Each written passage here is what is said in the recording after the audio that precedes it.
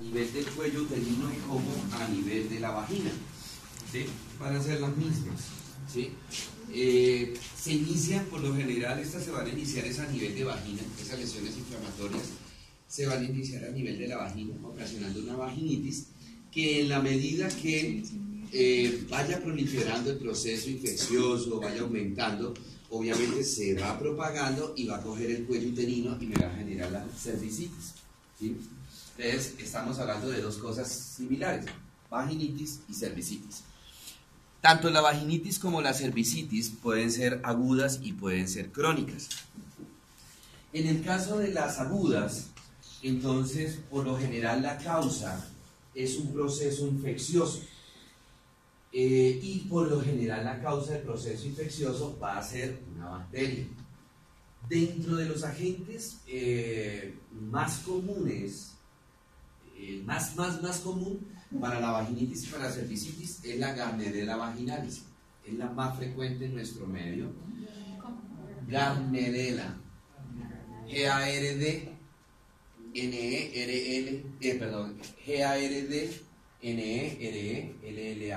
Gardnerella. Pero se pronuncia Gardnerella. Gardnerella vaginalis, luego le sigue la Trichomonas vaginalis, luego le sigue la Candida albicans. La Gardnerella es un protozoario, es una bacteria. La Trichomona es un protozoario y la Cándida es un hongo. Y de ahí en adelante pues van a existir otros agentes infecciosos ya un poquito menos frecuentes, como por ejemplo la Neisseria gonorrea y como la Clamidia trachomatis. En menor frecuencia también, por ejemplo, estafilococos y estreptococos, pero ya ellos son menos frecuentes, ¿sí? En la mujer es muy frecuente, los flujos vaginales y la cervicitis por muchos factores. Existen unos factores endógenos, es decir, nosotros no podemos modificar esos factores porque vienen inherentes a la anatomía de la mujer, como por ejemplo, ¿cuál? La vecindad o la cercanía que hay entre el meato urinario y el introito vaginal, ¿cierto? Esas son dos cuestiones anatómicas que nosotros no podemos influenciar, ¿verdad? Otro factor, la uretra femenina muy corta. Recuerden que la uretra femenina mide aproximadamente entre 3-4 centímetros, nada más. De tal manera que cualquier microorganismo que caiga en la uretra o que caiga en el vestíbulo de la vulva de la mujer fácilmente puede colonizar y ocasionar infecciones urinarias o fácilmente puede llegar y ocasionar los flujos vaginales, ¿cierto? Y bueno, existen otros factores exógenos, ¿sí?, sobre los cuales sí nosotros podemos actuar, y esos factores exógenos facilitan o permiten que la mujer sufra de vaginitis o sufra de cervicitis, como por ejemplo, ¿cuáles? En el caso de las mujeres, por ejemplo, el uso de las toallas higiénicas, el uso de los protectores diarios, el uso de la ropa interior muy apretada, el uso de la ropa interior a base de licra, que usted dirá, bueno, ¿y por qué de licra? Porque digamos que los hilos, por así decirlo, las fibras son muy juntas, ¿cierto? Las fibras de la licra son muy juntas y no permiten la aireación de la vulva de la mujer, ¿verdad? A diferencia, por ejemplo, de la ropa interior a base de algodón, en donde las fibras van a ser un poco más separadas.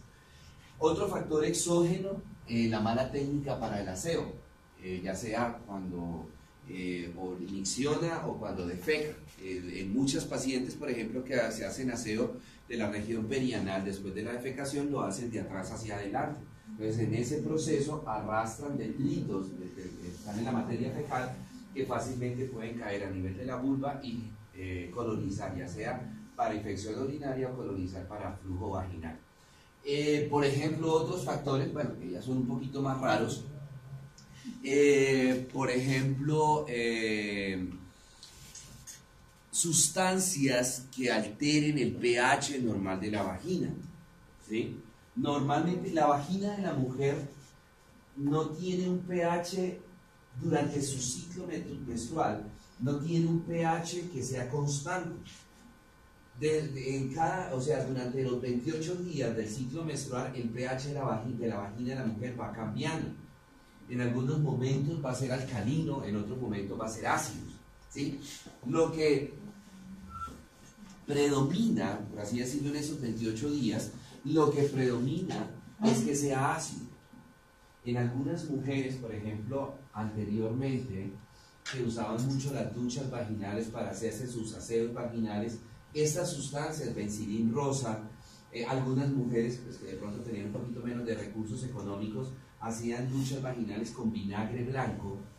Esas sustancias alteran el pH, ¿sí? Y esa alteración del pH puede favorecer el crecimiento, la proliferación, la colonización de microorganismos. Hoy día, pues realmente no estoy ni a favor ni en contra, pero por ejemplo de estos jabones íntimos, ¿sí? Ellos también alteran el pH de la vagina, ¿sí? Entonces mire que son factores exógenos que bueno, no podemos inferir o podemos actuar sobre ellos, pero hay cositas que ya nos toca dejarle como a libre demanda de la mujer. Yo no le puedo prohibir a una mujer en la consulta decirle a la paciente no se bañe su zona íntima con esos jabones que están saliendo, que caléndula y todas esas cuestiones. Sí, no puedo, porque lo están haciendo para una cosa que es viable, hacer aseo en su zona íntima, ¿cierto? Pero que esa sustancia que están utilizando me va a alterar la flora, me va a alterar el pH, y esa alteración de la flora, esa alteración del pH me puede acarrear otro tipo de infecciones y cosas así por el estilo. Pero bueno, ¿sí? ¿Cómo? ¿De qué? ¿De qué le recomienda para que se bañe? Eso es un tema bastante árido en el cual no me meto, porque eso ya es de la consulta, ¿cierto? Y hay que pagar la consulta. Bueno, muy bien. Lo más característico, el signo clínico más característico en una vaginitis o en una cervicitis aguda es el flujo vaginal. Eso es lo más característico. Y aquí hago una aclaración. Ojo, mujeres, el único flujo normal es el flujo pre y postmenstrual, nada más. ¿Y por qué les digo esto? Porque a veces en la consulta las niñas llegan y le dicen a uno, y uno les empieza a indagar, ¿y flujo vaginal tiene? Sí, lo normal. Un flujo nunca es normal, solo el pre y el postmenstrual. Y las características de ese flujo pre y postmenstrual son completamente diferentes a los flujos ocasionados en la cervicitis o en la vaginitis. El flujo pre y postmenstrual es un flujo café transparente, casi como café cristalino, ¿sí? Como color achocolatado, transparente, ¿sí? No, así lo describen los libros, color achocolatado, ¿sí? Ese es el único flujo, y es un flujo inoloro, no huele. Ese es el único flujo normal. Y se presenta o antesito de la menstruación, días antes de la menstruación, o se presenta días después de que la mujer cesa la menstruación. Ya cualquier flujo de otro color es patológico. Es patológico. Importante, por ejemplo, en la clínica, porque hay pacientes que llegan con flujos escasos, flujo poquito, bueno, listo, no hay problema. Pero hay pacientes que llegan con flujos excesivos, flujo bastante abundante. Inclusive hay pacientes que le refieren a uno en la consulta que tienen que utilizar toallas porque la emisión del flujo es bastante fuerte, que puede llegar a traspasar la ropa interior. Y el olor, ¿cierto? Algunas pacientes, no, doctor, obviamente es algo muy subjetivo, porque la paciente sabe que tiene flujo y sabe que huele a feo, entonces la paciente le llega y dice, no, y es que yo ya siento el olor. Sí, yo ya siento el olor. Entonces, si ella, la paciente dice, si yo ya siento el olor, quiere decir que las personas que están al ladito mío también pueden percibir el olor, ¿sí? Eso puede ser algo subjetivo o puede ser algo objetivo, es decir, puede ser algo real por la cantidad de flujo, y ahorita van a ver el porqué, ¿sí? Entonces, el ideal es que cuando una paciente va a la consulta por un flujo, en ese mismo instante salga con tratamiento, porque en algunas ocasiones el flujo puede ser tan excesivo que me genere una cervicitis aguda, o puede diseminar la infección hacia el interior del útero y migrar hacia trompa o hacia ovario y generarme lo que se llaman las EPI, enfermedades pélvicas inflamatorias, que es una de las complicaciones de la cervicitis.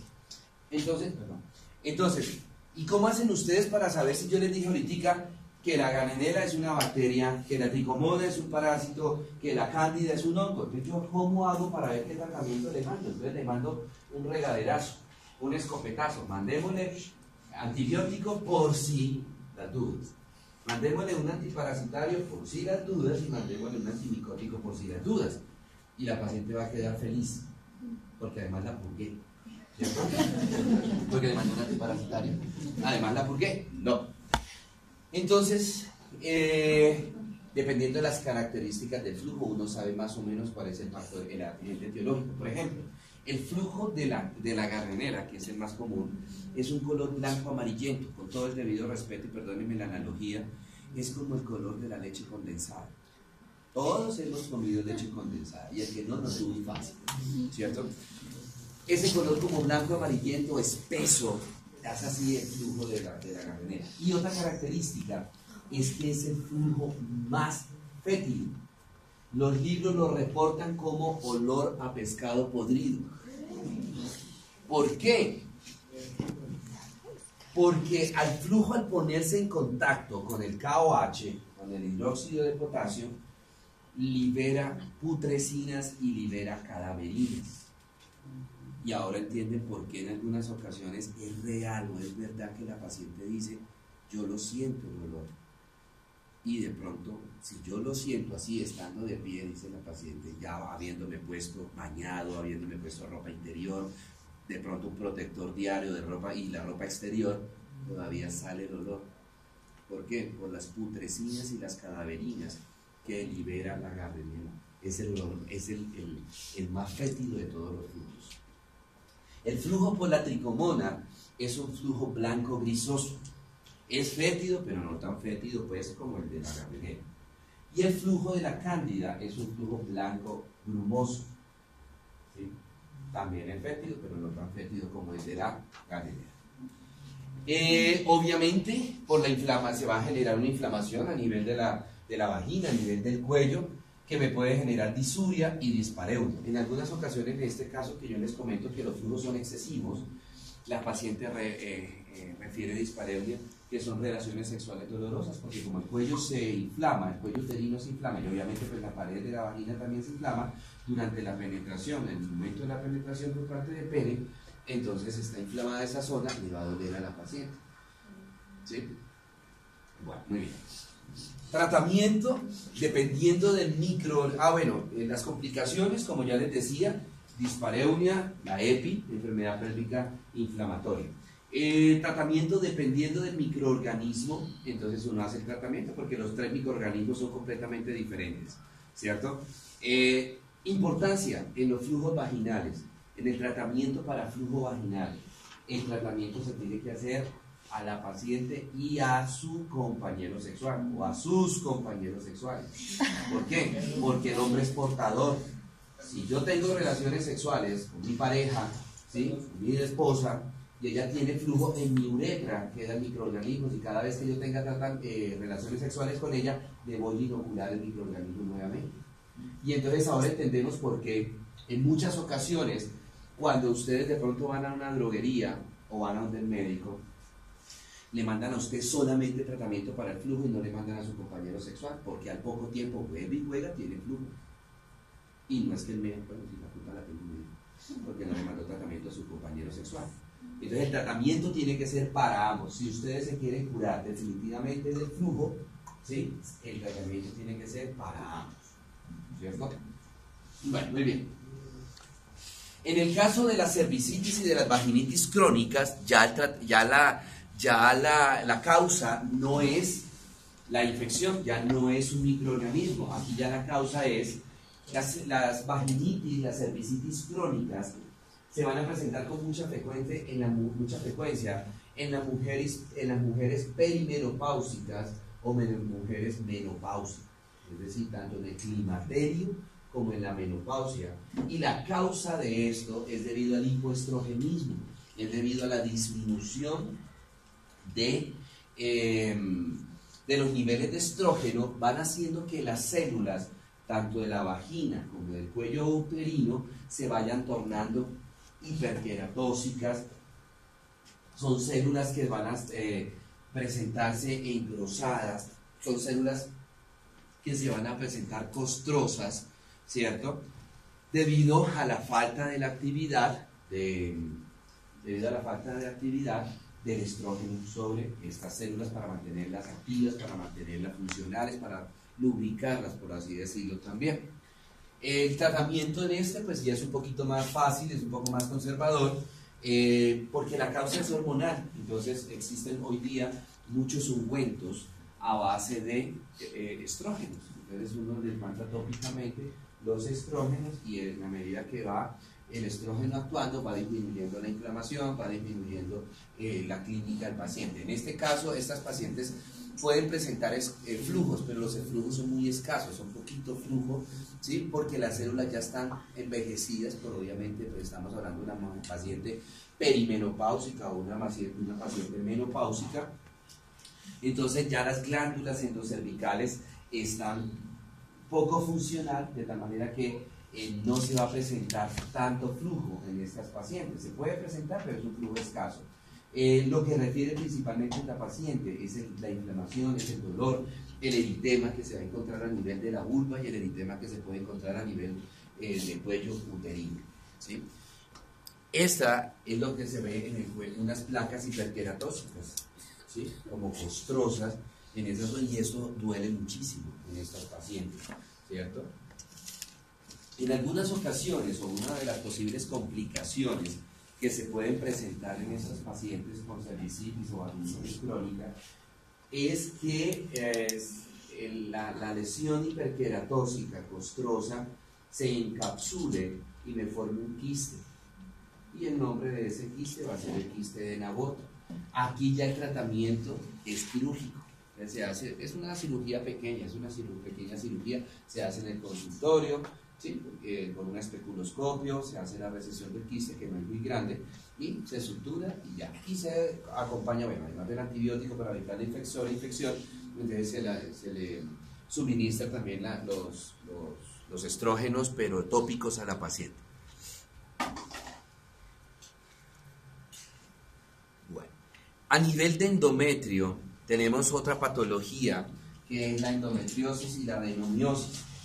Son dos términos relativamente similares, porque en ambos términos, o en ambas situaciones, consiste en la proliferación o en la aparición de un tejido endometrial en un sitio anómalo, en un sitio donde no debe estar el endometrio, ¿cierto? En el caso de la endometriosis, la paciente presenta endometrio en una parte diferente al útero. Recordemos que el endometrio pues es la capa más interna del útero, es la capa funcional del útero, es la que se desprende durante el proceso de la menstruación, y de igual manera esta capa es la que donde se va a anidar el cigoto después de la fecundación. Entonces, en la endometriosis hay endometrio por fuera del útero. ¿Dónde lo puedo localizar? Ejemplo, en vagina. ¿Dónde lo puedo localizar? En trompa, en ovario, o inclusive en